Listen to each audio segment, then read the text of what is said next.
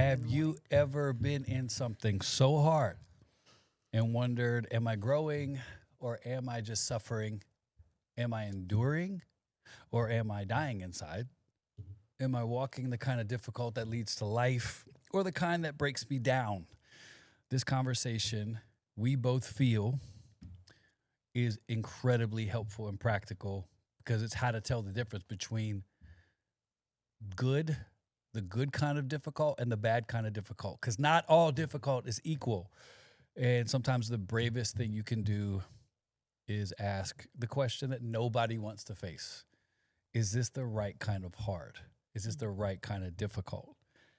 And we are excited about this because there have been moments we have asked ourselves that question a million times. Like, is this freaking normal? It's kind of like when you buy a product and something goes wrong and you immediately get online and you're like, let me see if everybody else is suffering with this. And if you find out they are, you're like, yes. Like, let me see if everybody else is spilling hot coffee on themselves because of the way I'm holding this cup. And then you find out, yes. Or you find out, nope, it's just me. This is the journey of overcoming infidelity. So I'm glad you found us. Those of you that are a huge part of this podcast fan, we love you dearly. If you're brand new, we talk about relationships, healing, life, love, the pursuit of a healthier life in general. And this happens to be, for better or for worse, our wheelhouse due to our own road, due to Laura's choices.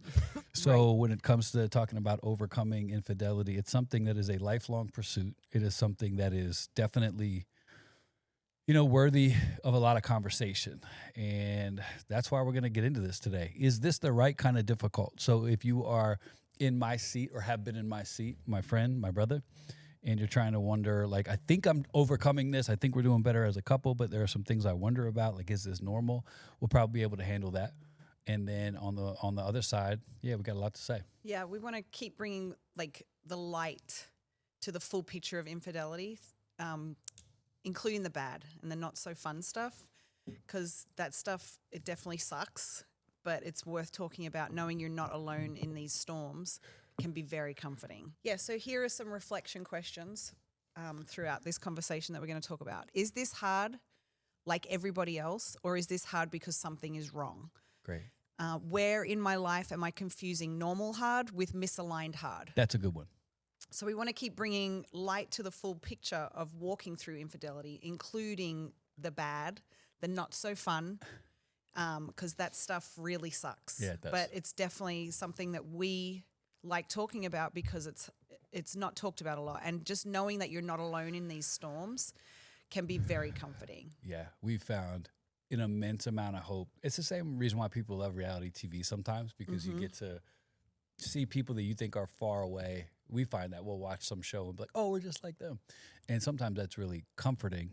And a lot of people can look at our situation and they see a miracle.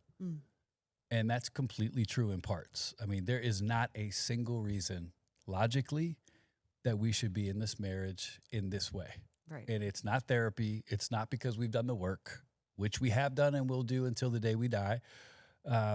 It's one of those things you point to, and if you're a spiritual follower of Jesus, like we claim to be, we get to point to the grace of God and say, it's simply the truest why. Like, all the work in the world, all the stuff, all the books, all the therapy, all that stuff, which we'll talk about, it's great, but we know we could put this on, like, it doesn't make any sense. And if you're not a spiritual person, you're going to be like, well, they're lucky. Cool.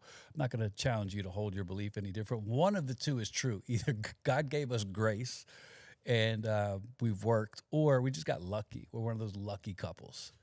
But one thing is for certain, it's not easy, and the whole picture has to be considered, because I talk to people all the time and they're like, y'all's story is, and now people point to it in a redemptive way, which I love. And it is encouraging. It does give hope. It does prove that you can fight through some hard things. Yeah. So that's true. And the whole picture needs to be considered to make sure it's an honest account of our road, which is the least we can do for people. We can't talk about the joy and the breakthroughs, and not give equal time to some of the challenges this road produces. Although it's tempting, it would be awesome to just pretend That everything's we're roses. absolutely so in love that none of this stuff bothers us, which someone Right. told me, they're like, y'all are so in love. And I was like, we are. And she stabbed me yesterday. You don't know that because I've Oh got my my collar gosh. up and there's a scar there. Stop. But this work, it can be heavy and it can stretch you in ways that you never asked for. But it also creates moments that are strangely funny. Moments that remind you that you're still normal, you're still human, you're still alive, you're still in relationship. And this is one of those moments. So I present to you a fun win for the wives that do stick around. So before we talk about the horrible and the hard part of it, this is cool. This happened the other night, and I thought, you know what? That's a fun win for the wives that do gut it out and stick around. Here's the truth, okay? So if you are a wife that has weathered the storm as you know it so far, there is a huge prize for you should you stick around. And here it is. You ultimately get to win every single argument. You have the power of the ultimate last response. Let me set this Facts. up. Hold on, giddy Laura. I love this part. We had a very small disagreement one time. And I'm talking about small. I was like, you said this, you were wrong, and this happened. You said you would cover that, send it, and it would be on the way, and it didn't happen. Laura's response was, oh, yeah? Well, you cheated. I was like, whoa, bro. Little bit of a low blow. Seems even misapplied. And he goes, nope. And you kept on moving. And we realized that Laura does this. I do. She uses that for whatever argument she wants to win, regardless of what kind of evidence or data I have. That's what she uses. Like, Laura, you forgot to pick up our son from school. And her response will be, Yeah. Well, you cheated. oh my gosh. Okay, let's do it again from there. Cue Sally, okay? So I realized Laura uses this argument regardless of what good argument I have, and it happens everywhere. I say, hey, you forgot to pick up Roman from school, and she'll go, You cheated. there it is. Laura, you said you'd send the girls money at school. Remember 10 minutes ago, you said you'd do it, and you didn't. You're wrong.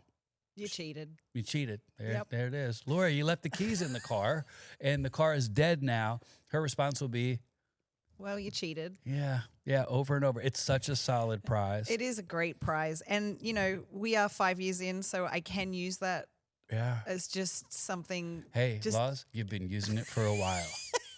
But it's just a great And you little sometimes will dig. throw in a curse as well. Yeah. So I just want to say to all the wives out there that have bravely tried to stay the course, don't forget you always have that. So if there's a couple failures, or maybe, your guy's trying to, challenge you on something, don't forget you have the trump card. You have the trump card.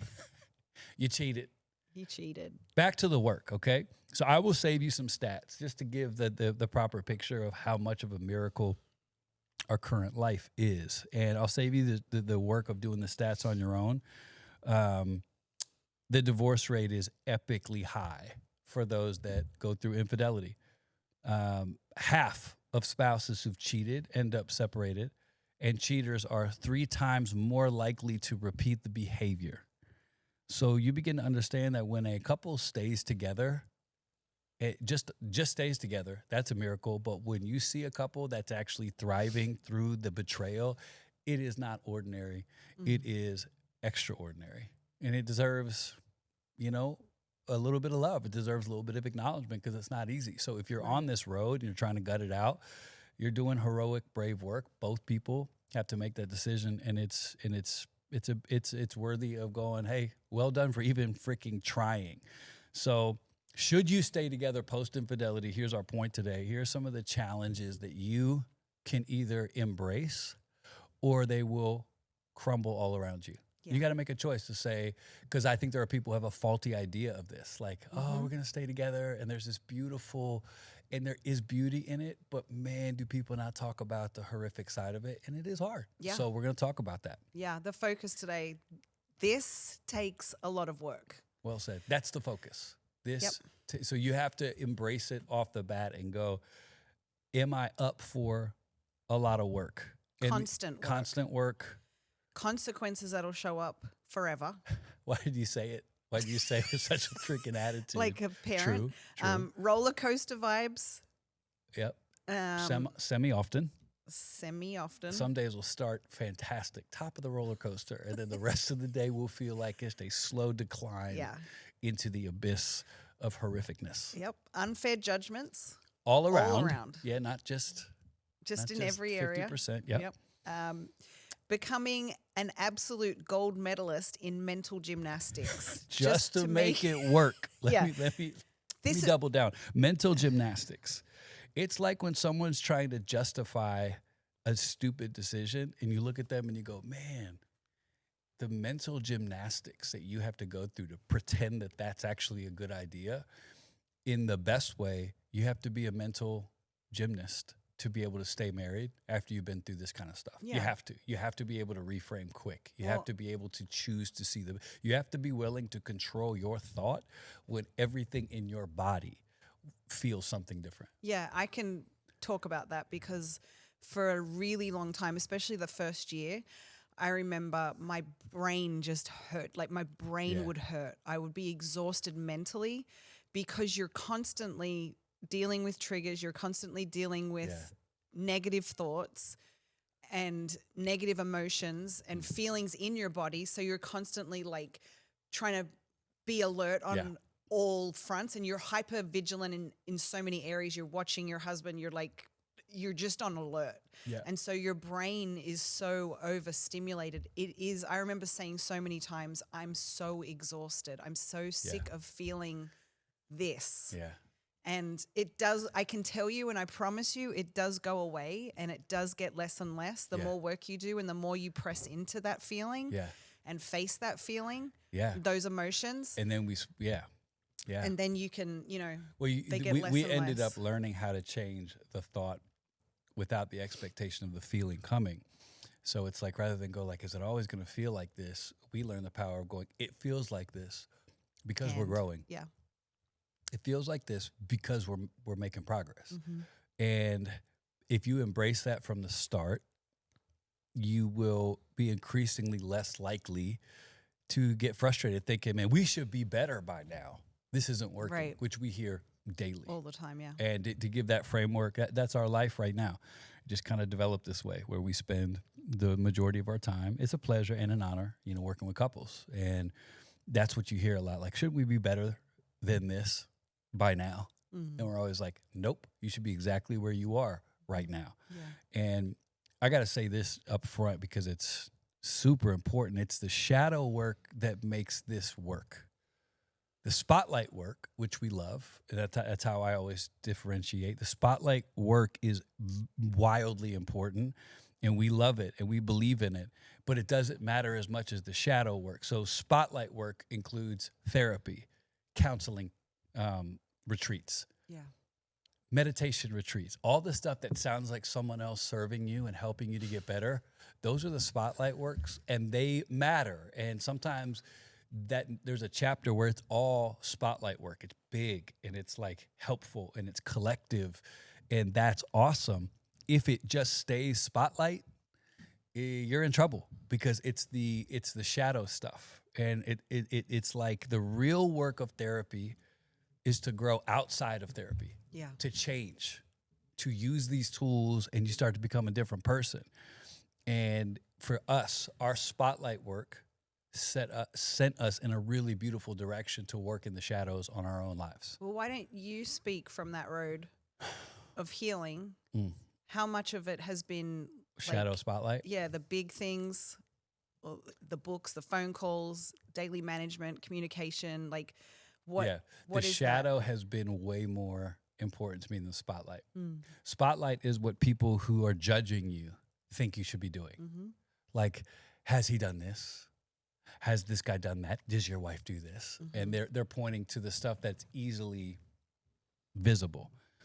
It's the stuff that's quiet and painful and tedious that you have to fall in love with. Yep. And my road has been that. Like the spotlight stuff changed my life. On-site, wildly helpful. Rehab, wildly helpful. Alex Katahakis, my therapist, God sent, amazing, love her. And none of that stuff is keeping us together. Right. It's the choices you make outside of that. And that's why we have to have this conversation, because that's why it's so difficult for some people, because they don't know kind of the components that can go into this. So here's what we've learned, and you stop me if I'm wrong. It's a choice to endure. And sometimes you got to throw out the timeline. It's okay to know this is what it sounds like in real time. And again, this is a huge shout out to those that are listening to this pod right now to be a better friend. Lord Jesus, like, you don't have to go through this stuff to still be invested in it. So if you're listening to this and you're single and you're a young person, for instance, especially if you're a pastor, really good stuff to have kicking around as you help guide people through this, because there's a lot of horrific advice out there. But you got to be able to tell somebody, I'm not winning today. I'm not losing today. In fact, I don't know what the hell I'm doing today other than enduring it. And that is perfectly okay. Yeah. We've had so many endure days. We had like 7 last week. How many days are in a week? Yeah. It's just, for me, it's still my daily motto is one day at a time. Yeah. And you have to keep that in your mind. Every day. It's just one day at a time. Yeah. There is no day where it just clicks and you're like, hey, it worked. We're a happy couple. That is not us. That is not this. What there is, though, I guess if you needed a visual, like a mental picture, it is like a slow climb up a mountain. And some days you look over, you're like, I hate being on this mountain with you. Your hiking boots suck. And why are we here? But don't you think that's marriage in general? Like, if you want a great marriage, yes, it can suck almost every time. Like, you have to choose to have a great marriage, communicate all of those things. And we have to do the same thing regardless. So I think it's a beautiful picture of, hey, when no one's alone in this marriage journey, it just depends on how deep you want to go. Yeah. How great do you want to be as a married couple? And that's our revelation, is that we look up sometimes, we're like, hey, I really love you and I like you. And we've come a long way. And you keep working. Yeah. And you look up again, you're like, don't like you. Don't like you at all. Want you to go kick rocks. And then you wake up again and you're like, we're at a better place. We really felt compelled to let people know that's exactly how it looks. There might be couples that you know in your world, they don't deal with this. God bless those people. I don't know any, but they're there. It's not like this has to be happening. But for all of you that feel like you're trying to figure out if you're normal, we found that it's normal, especially overcoming betrayal adds so much weight to it. And that's just a reality. So reflection question that Laura dropped the other day. What would change if I valued the climb more than the destination? So why that matters so much with this road is everyone has a destination. And it's like us being happy. That's cool. But what if the value was in the climb? What would change? For us, what changes instantly is, today. Like I told you today, I was like, hey, need you to know this. This is the happiest day of my life. And I have to say that, A, it's true. B, it's a choice. C, it protects me from waiting for someday when. And that's a beautiful place to consider today as you reflect on this. Like, where have you been perhaps missing some of the joy because you think you should be somewhere else? What if where you are today is a beautiful place? Yeah, I think we say this to give people peace. Yeah. And those who might be trapped in comparison, especially women. I think we do that a lot, where we see, it's easier to compare our lives with someone else than to actually take a reflection inside. So yeah, I think, especially if they seem like they're in a better place than you. Yeah, and that can be a trap for so many people. So don't believe it. Don't buy it. Don't buy it. In fact, there are times where you could say accurately the people who really, really work hard to portray this image of constant tranquility, dead giveaway. So we don't even judge couples like that. We just know from our own personal experience that what you see is not necessarily indicative of really what's going on across the board. So, and here's another question in that when it comes to comparison and all that kind of stuff. Where am I pressuring progress instead of honoring the process? Ooh. So I think so many of us get stuck, like we said, in how long does this take to get through? I get this all the time with women, like I'm still feeling blah, blah, blah. Yeah. When does this stop? And it's like, I can't tell you when. I can give you the hope of like it will. But you've also got to go through that process. You got to honor the process. You've got to trust the process, as On-Site says. Yeah. Trust the process, and you will get there. I think honoring the process is a beautiful way to put it. Okay, so here's a hard fact for people to swallow. It is that the betrayed has to do just as much work as the betrayer. Laura said it, not me. Maybe Laura even more so. Maybe even more. To be clear, Laura said Just saying. it's not fair. Nope. It should not be like that. But who's ever cared about fair? Fair. If fair is a part of your overcoming infidelity template, it's going to be a fail. It's not fair. But you just said it. I believe it. From our own experience with this, love, I promise you, because I'm on the other side dealing with the idiots and their choices. If the woman who has been betrayed will own the fact that she has to do work, no, she shouldn't have to. No, it's not necessarily her fault. No, this doesn't make a lot of sense. But we're trying to go somewhere. Right. So some of those answers you're not going to have. You have to embrace the fact that the woman who has been betrayed has to do a lot of work. And I would even say that the choice from her is even maybe, I wouldn't say more, it's as important as the initial choice of the man to be willing to stay.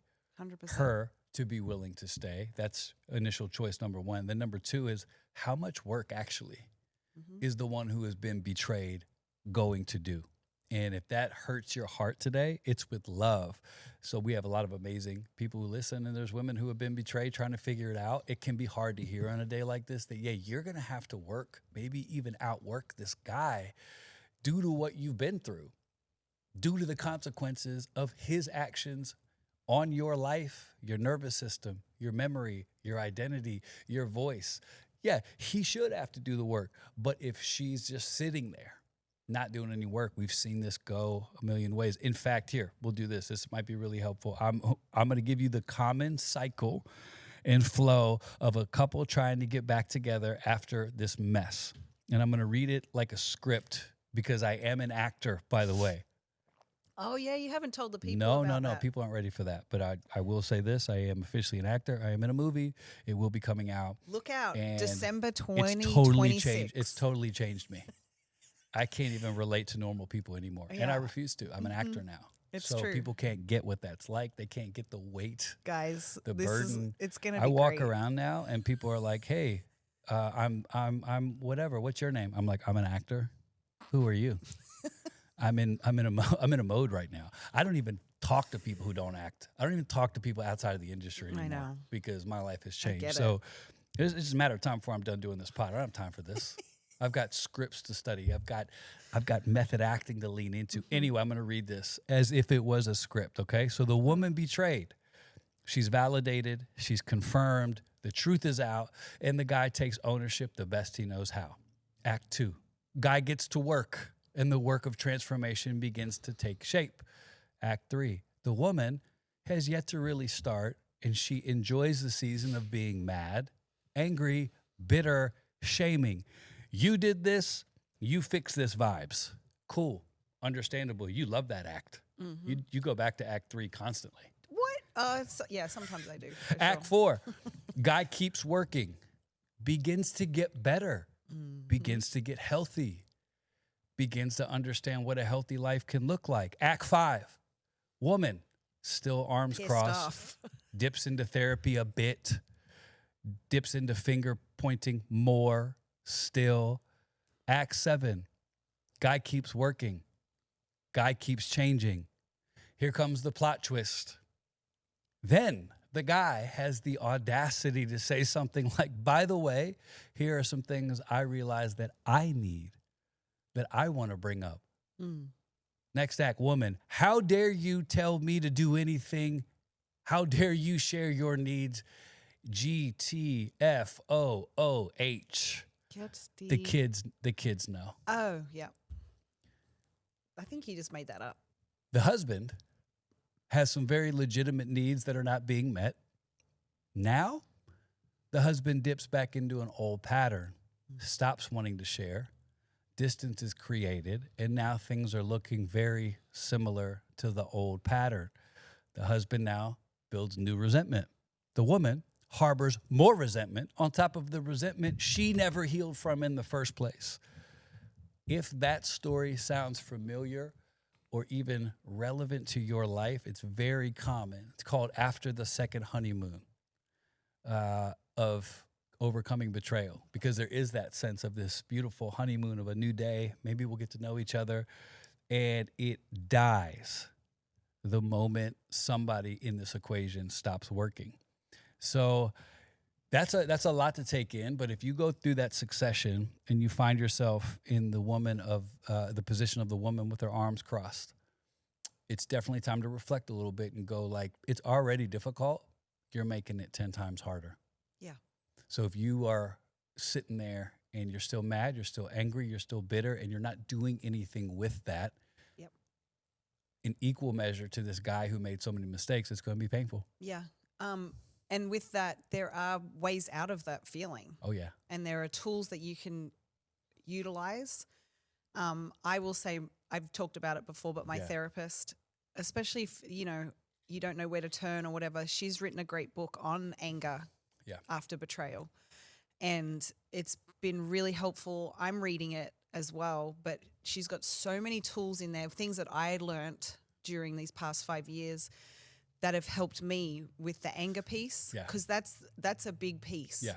And so going to get a resource like that is vital. And let me give you a helpful tip.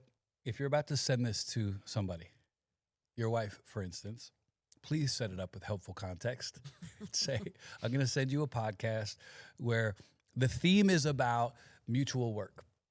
I'm not saying this is you. I am saying that it seemed relevant. And if you were sent this as a wife, look at it through the lens of, I'm deeply loved. Is this true or not? Not does it make you mad? Not what the hell does he mean by this? No, might it be true? Because it's a huge, the husband can't really do this. He can at some point, it just doesn't go well. Like I've talked to a lot of husbands who are like, man, what do I freaking do? Here's what you do, my brother. Keep shining. Keep getting healthy. There will come a day where maybe you can't have this confrontation, but stuff like this can help for women to at least uncross your arms, metaphorically. Yeah. And let me just say this before we go back to you and the work of the wife, which is the subtitle of this. Like, what's the work of the wife in this role? If the guy is dragging his feet on doing his work, your writing is on the wall. In fact, ma'am, it has been on the wall. And it's remained on the wall, and now it's on neon. It's like neon Las Vegas lights. So if you're listening to this and you are in Laura's seat where your wife has made these mistakes, and your husband or guy you're thinking about letting back in your life, if he's dragging his feet on the basics, you got to really make some hard calls. Because the work of the man in my situation, if you want to use writing on the wall as a metaphor, my job is to pick a new wall and paint a new picture on this wall. I can't overwrite what's already been written: cheated, lied, betrayed. And that's all a woman can look at if she chooses that. My job is to create such a better painting over here that the wife who wants to stare at all the facts that are on the wall, she gets to consider new evidence, and it's freaking beautiful. What happens often is the writing's on the wall. There is no new wall. The guy's still doing the same stuff. Right. He still kind of goes to therapy. He's still kind of, like there's no kinda in overcoming this type of betrayal. It's got to be bigger. It's got to be clear. Lights On is so proud to partner with Plana. You know how Plana came to be. If you haven't heard that episode, go back and check it out. It is a phenomenal, amazing support system, especially for women expecting pregnancies now that were originally unexpected. And women's lives are being changed. And you can help today, right now. Plana takes care of everything the woman needs, from medical, housing, financial assistance, and more. What we need is more people to support. We're trying to support 40 young clients within this month. $80 can get these women a life-saving and life-changing counseling session alone.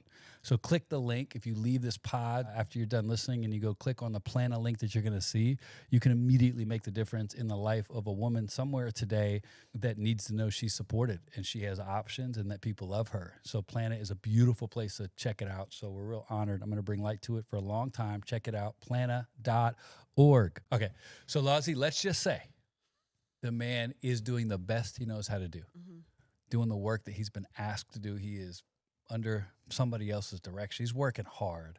What would you say the work of the wife is in the choices she has to make? Maybe how would you define it? Okay, so she has to choose if she wants to be the police officer Ooh. or the peaceful change observer. I like that. There's no middle ground. Like, you have to choose. So the police officer yeah. or peaceful change observer.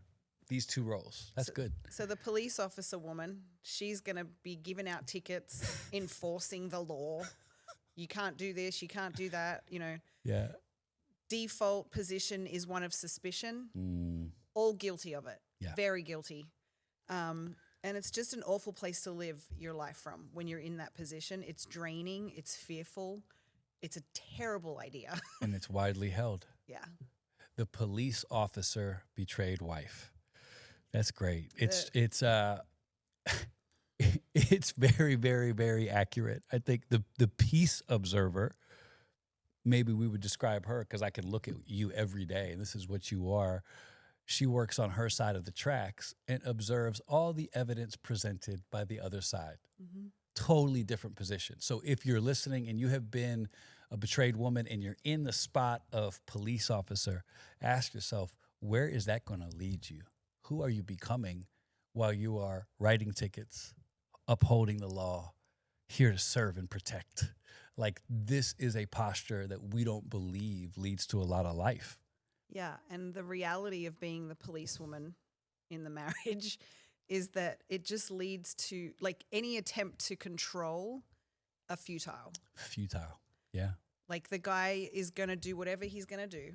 There's nothing you can do to stop it. You can't catch him. You can catch him. Right, but you can't do that forever. That's exhausting. It's an exhausting way to live. You have to release that truth, which takes trust. You guessed it. Trust. So, and maybe this is helpful, babe, because you told me this. I mean, yes, you want to give trust to the guy, but more so, you got to trust God. Because if you trust God, the goal of that is to have strength and clarity to see things as they are. If you trust him, that is, again, a very precarious ground. You have to have both, but I've seen you go, as you become more freeing in your spirit and more powerful in your posture, you point to God way more than me. You're like, hey, you're doing a good job, but I am learning how to trust God, because screw you. Right. You're going to do what you're going to do. Yeah. At the end of the day, I cannot live like that. And there was a time where we had to have that. And that is huge. Like, the worst thing you can do is take from this and hear what we did not say. All the baseline level, like, you know, checks and balances, like, nobody can just skip over those. But you got to a place where you're like, oh, no, I want all the stuff. But make no mistake, I realize now, at the end of the day, the man you are that I can never know. Yeah. I cannot control. Well, and that's why I always, because people ask me the first thing, like, what books should I read? What should I be listening to? Blah, blah, blah. My book that I always go to first is Codependent No More. Yeah. Because it gets your eyes off them and onto yourself. Yeah. And how you can, you know, work from that position as opposed to the police officer. And some of the reflective questions on that, like, where might you be resisting growth because it feels unjust? Oh my gosh, we had a conversation like this recently where somebody was honest about that. She said, I'm resisting growing because it's not freaking fair. I shouldn't have to grow. Yeah. Like, I hate the way I feel, and it's his fault I feel like this. We were both like, yeah, you're right. What do you want to do with that? Like, what part of your healing, though, do you want to center around waiting for somebody else to make it easier? That still is not a life of control. That's still a life where you might not be saying it as clearly as I am, but what you're saying by your position is that I'm waiting for him. Right. And And that's when he does this, I'll be somebody different. It'll never work. right. So then let's go back to the guy for a second. His work is to tell on himself and give the most accurate scouting report of himself at all times. This is beautiful. So, yes, that's what makes it easier. The work of the man is to tell on himself and give the most accurate scouting report on himself. There's my basketball girl. You wouldn't even known that metaphor. Okay, here's why. Yeah. So Tell to us reiterate, so yes, to Laura's words, the work of the man is to tell on himself and give the most accurate scouting report on himself of all time. Here is why. Men who have learned how to lie, they never lose that ability. So if the wife generates what she needs from him, and that's the only thing to focus on, that guy gets off really easy, because guess what? No one knows your real triggers but you. Nobody knows exactly what it is that will push you one way or the other except for you. If you want to go off the rails, you know, my brother, exactly what will send you off the rails. So you can honor what she thinks she needs, even though you know she doesn't really know that doesn't matter to you. So it's like, babe, I mean, there are things like that wives are like, okay, my husband goes to church every Sunday. Right. Incredible. And that's what I need him to do. And that guy's like, cool, because that doesn't mean anything to me. Yeah. I was going to church, and that's why it can't come from you ultimately. You need what you need. And my job is to double down Right. and go, okay, let me hear what you're asking, and let me dig a little bit deeper. But I had to clearly state what I needed. Have to. So you have to do that. You have to clearly state what you think you need for trust. Yeah. And some of those things you need to take some time to write them down, to land some of those simple things. Even if they do seem trivial or weird. Right. Got to get them out. You have to get them out, because those big things for me, they help to control my nervous system, get my nervous system back to calm. And that's how you heal, is to get those things out. You need to move on from that state soon, though. So you can't just, the thing that we find is that a lot of women just stay in that They're state. there forever. They're just going to stay mad and like unclear on what they need. With really low level checks, like really, like you could tell it's panicky standards. Yeah. Like, did you look at another woman today? Right. Well, yeah, I did. And then it's like, what was your expectation? Right. Like, did you have? It's that kind of spirit. Did you? That's maybe the problem is that phrase. Did you? Should be taken off the table. And this is our theory. You can share it. This you can take this for free. I believe that an honest man will tell you the truth about what you didn't even ask for. That's something personal that I felt compelled to start living according to. And I'll say it again really slow. Can we yeah. Yeah, an honest man will tell you the truth about what you never even asked for. So you're talking about, there was a time, and this was given to us by a therapist, when you're overcoming a pattern of lying about certain things, it's way harder than you think to just suddenly not do that, because your brain's doing it automatically. What'd you have for lunch? You're like, a burger. And then you look back and you're like, oh, I had a burger and fries and a drink. So we instituted a 24-hour rule where if I told you something and upon reflection, I look back, I had time to amend that before it was absolutely a stone cold lie. And as corny maybe, or even as weak as that might sound to whoever thinks that, I don't care, A. B, it's really helpful. So there would be times, these aren't major things, but it would be simple things where it'd be like, hey, I said that I had an hour-long conversation. It was an hour and a half, whatever it is. Yeah. And that really helped. So I think that's early. That's when early. You need whatever you need, and we honor that. But to go further, an honest man's going to tell you about things you didn't ask for. So what does that look like in real time for me and Laura? I told you, for instance, Laws, if I don't talk to you about sex every single day, something's off with me. Don't wonder.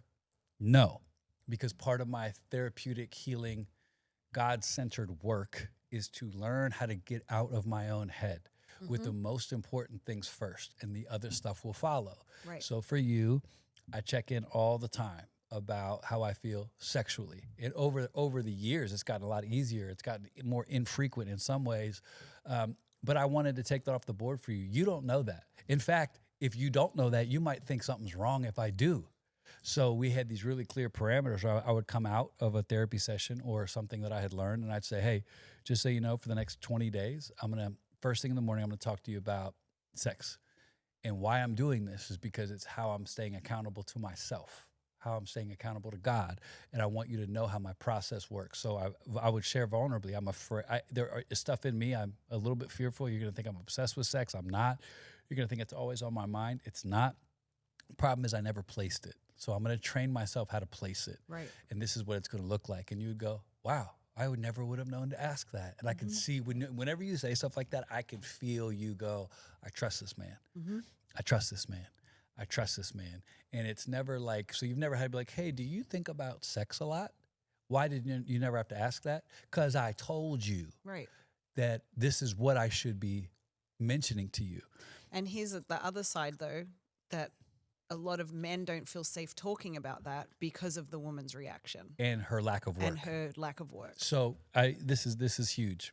I mean, the wives who are demanding honesty, can you handle that? Right. So maybe there's a time to get full honesty when you're in a place where you feel like you're not going to take it in a way that's going to be destructive. Because if you tell a guy who's coming out of shame and you look at him crazy, we talked to somebody this week who's dealing with some private stuff, and we asked the wife, like, have you asked him about it? And we already knew the answer. And I said to this awesome woman, I was like, there's a chance that there's no way he's ever shared it because he's assumed you're going to be embarrassed by him and what the reaction and you're going to shame him. So there's some work to be done for you to build up to a place where he feels. I mean, Lozzie, if we talked about all the stuff I tell you on this pod, we couldn't do it. It was just it's too private. Private's different than secret, by the way. But the truth is, like, I know your reactions are graceful and they're kind.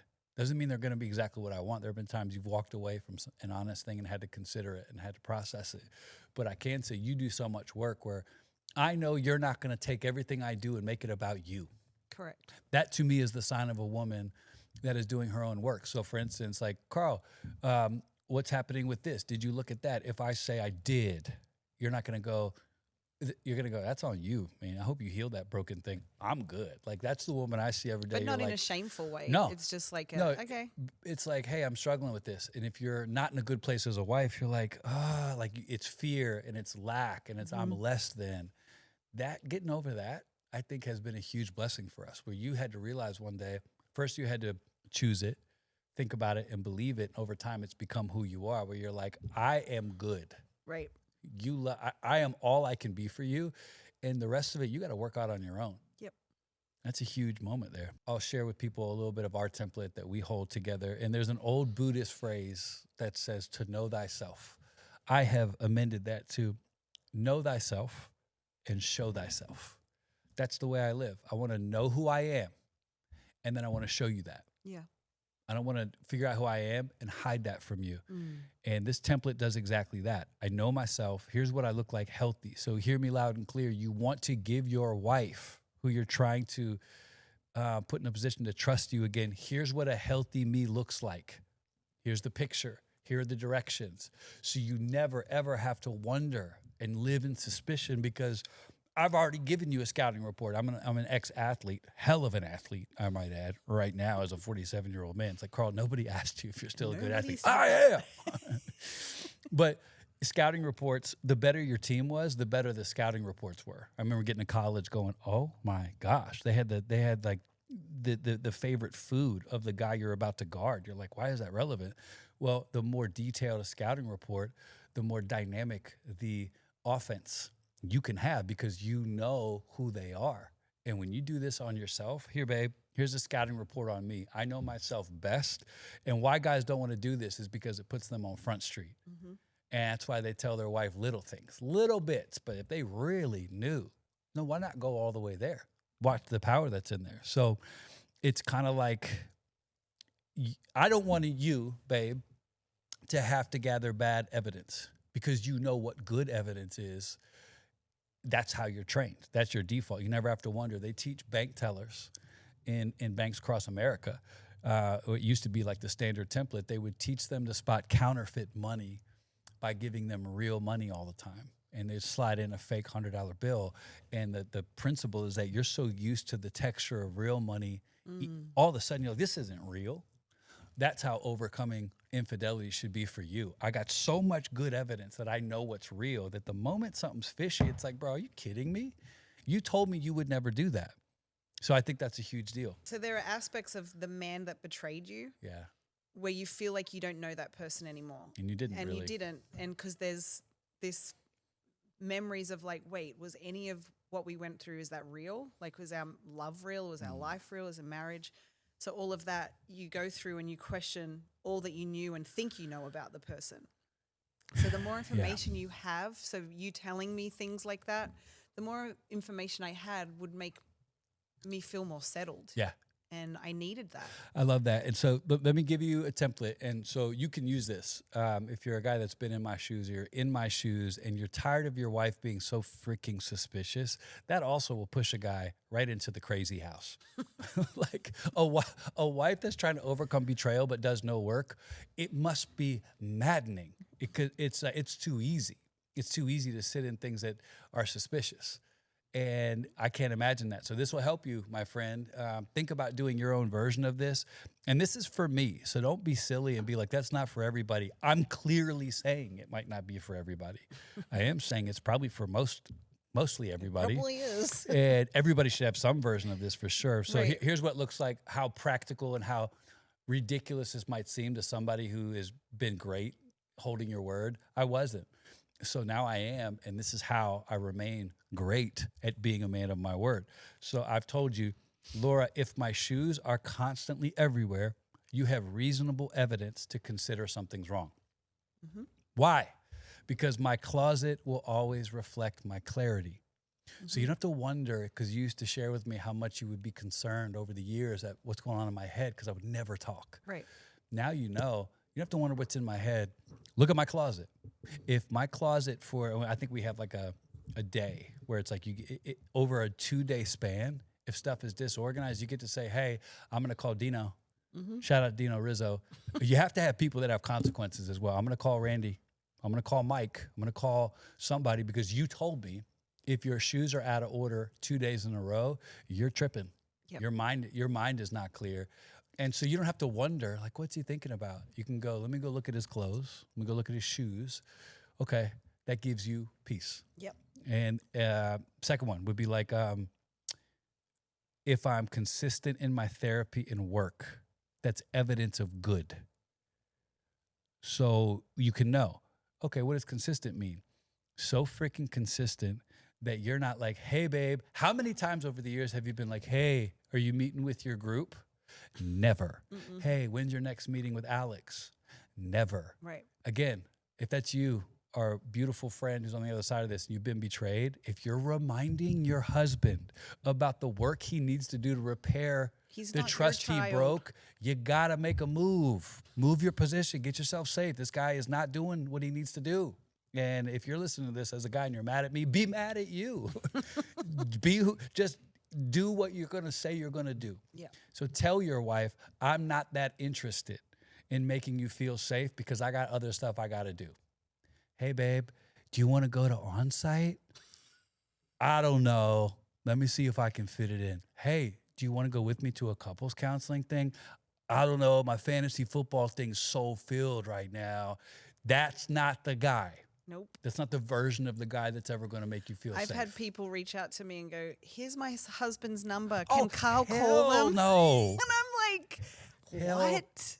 No. I remember he can. Wait, so someone wants me. Down? Someone wants me to call your husband.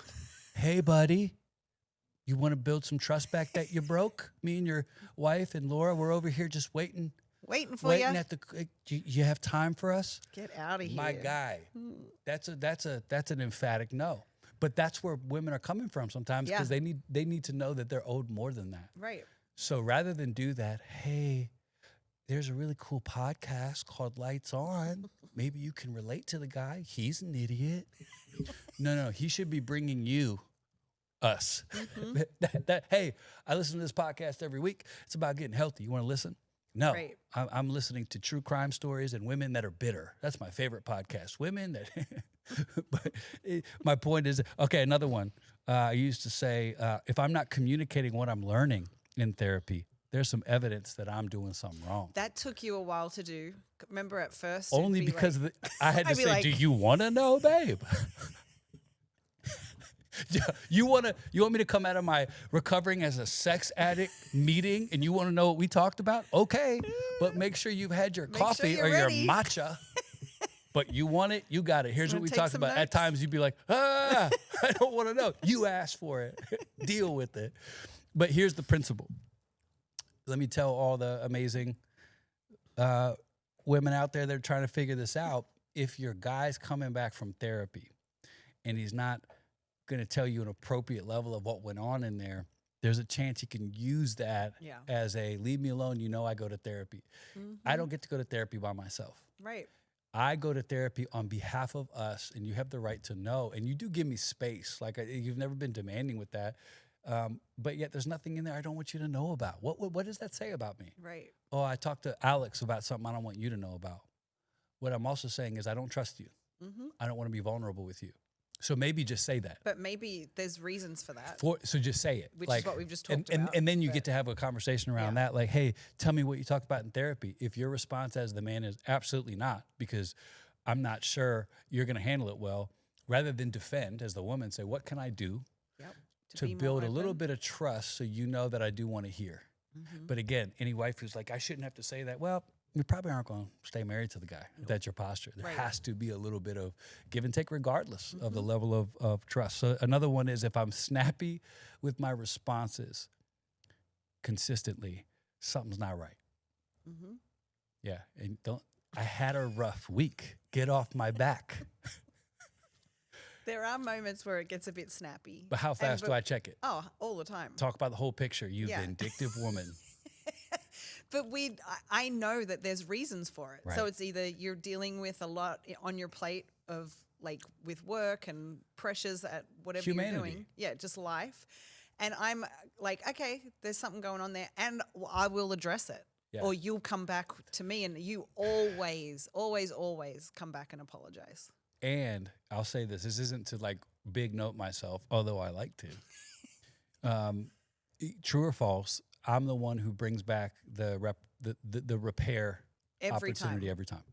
It's not on me to do that. I mean, it might be, Yeah. but I think it's on you to come to the realization on your own. I didn't meet what I Dang, said. Yeah, I didn't mean to say it like that, or that came across, or I should never Yeah. respond to you like that. You will always bring that to me. All right, and this is how deep I'll go with this. All right, so this one matters a lot.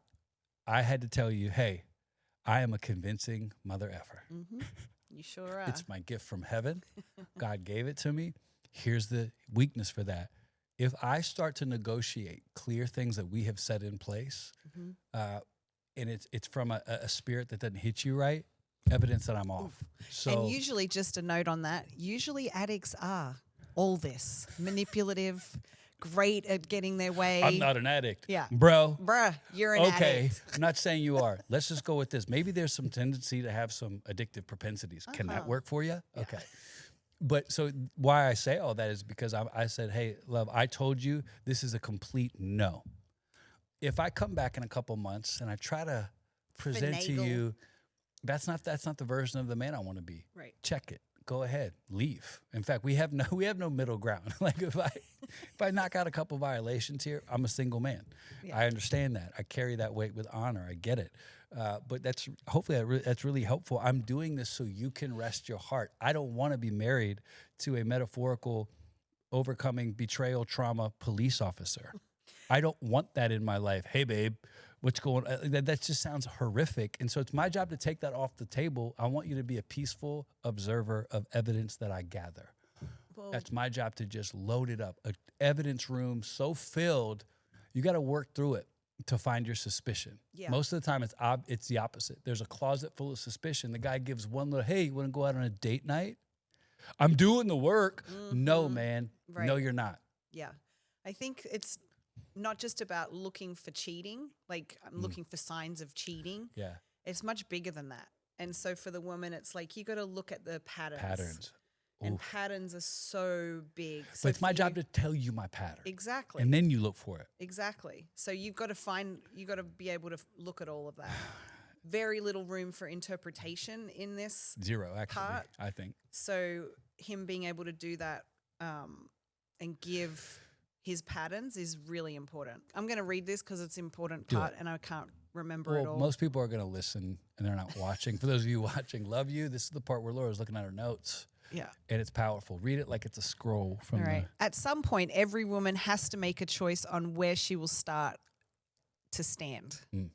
Will it be from a place of constant suspicion, which I think we all start out doing, by the way, and which still speaks to that person being the one who is in control of your peace. Oof. Okay, that's so beautiful, babe. Like if you are in a constant state of suspicion, you're still possibly misguided in that man is the one who can bring you peace. I'm going to be suspicious until the woman I'm sitting across is at peace and she will stand firmer with good evidence. There's no like, I'm suspicious. It's like, no, I know who I am. Yep. I'm powerful. I'm empowered. I'm smart. And I don't take any crap. Yep. Because that's true, let's look at your life. Yep. That's a powerful place to be. And so there's that way to be, or steady security. Which is what I just described. Right. Yeah. Where are you building your own life, your own work, your own identity, while being very, very clear on what you expect, what you demand, and what you simply will not tolerate, which we've had these conversations over the years, but this was very important in the very beginning to make sure that I was clear on what I will not put up with. Yeah. And will not tolerate because I was learning to find my own voice and find it again. I had to be very clear on this and I had to stand on it. It was very easy for me to my nature is to be like, oh, it's okay, and blah, blah, blah. I just want to keep the peace. But I had to stick to my word. I had to be very clear on what I expected. We're going to sit here and let it kind of marinate. I think, is it the right kind of difficult? I want you to think about it like this as you go about your life. It's like when you go to the gym and you have the worst workout planned and you know you're with a friend and you're like, I know this is going to be hard and we're going to get through it together. It is difficult, man. We just work so hard. You leave the gym with somebody you love and you're like, oh my gosh, I got to go hydrate for 19 days. That's the right kind of difficult. The wrong kind of difficult is like when you meet somebody and you're like, hey, why were you in the hospital? I threw my back out. You know how the gym will hurt you? No, I don't. Explain. Well, I've been pushing my car out in the gym parking lot with the parking brake on, trying to get some, lower back strength. And I hurt myself. And you're like, hey, that's not a workout. What are you doing? That's what it's like being on the overcoming infidelity journey. When you talk to people who are like, hey, they'll give you they're like, but you know how it is. You know how hard it is. I'm like, no, bro. I don't know that kind of difficult. Right. That's not healthy. The kind of difficult we're about is the kind where it leads to hope and it leads to help and it leads to healing and leads to tears. Yes. It leads to confrontation. Yes. But man, it's the right kind of difficult. So hopefully today this will give you some sort of parameters to rest your heart. If it's difficult, that just means you're in the game. What kind of difficult is the kind of question you want to kick around? You want to look across the person you're trying to do this with and say, Are we making this more difficult than it has to be? How can I make it lighter? And then you look at that person and you say, okay, this is where it feels difficult. And I hear, so for you, it'd be like, it feels difficult because I don't know this about you. Cool. I can make that less difficult. Boom. Right there. There's the truth. So thank you. Thank you for listening. Thank you for leaning in. This is deep in the pod now, which is where all the gold is. But email us at Carl and Laura. Nope. Hello at carlandlaura.com. Hello at carlandlaura.com. Yeah. And we read these emails all the time. And we get back to people personally if we can. We talk about it on the pod if that's helpful. But we want to stand with you. And we appreciate you standing with us. That's the beautiful thing about overcoming infidelity or humiliating betrayal. We're all a big club over here. We might have got here differently, but we're cooler. You know, the couples who have it all together. We love you too, but nah, I can't relate to you. You know, we're over here being cooler because We really went through the shit. that makes us better. No, it doesn't. Just makes us unique, and you have a special bond when you sit across from couples. You don't have to go through stuff. Like a club. It's like a club. And it's not like we can only kick it if you've been through betrayal. No, it's like we can only really get to know each other if you're honest that you've been through some stuff. That's the tie that binds. So we love you. You're doing way, way, way, way better than you probably think you are. And that's an important thing to consider as well. So as for me and myself, I'm going to go try to get safety around my wife who's volatile, especially around the holidays. Yeah, babe. Oh, it's the holidays. Yeah. Y'all pray for So me happy. because I got to go home with this Australian woman who flies off the handle at the drop of a hat. So if you don't hear from me next week, somebody send a search party because Laura has gone into a Thanksgiving, Christmas Day Listen. gleeful killing spree. This is It going starts to be with actually me. a crazy week. I might have to document because it's Thanksgiving and I'm moving house. So I am in full clean up house, boxes ugly. everywhere mode. Thanksgiving with the kids. And then Hey, remember the point of our marriage. Put me first. yeah. Yeah. sure. Oh, yeah. The Bible says it. Get yourself submitted. Do what I Submit. say. I The can't- way that. That's going to be a good one. Okay, another time. We're done. Oh my Lights gosh. off for sure. Lights off. We love you. Bye. Happy Thanksgiving. Yes.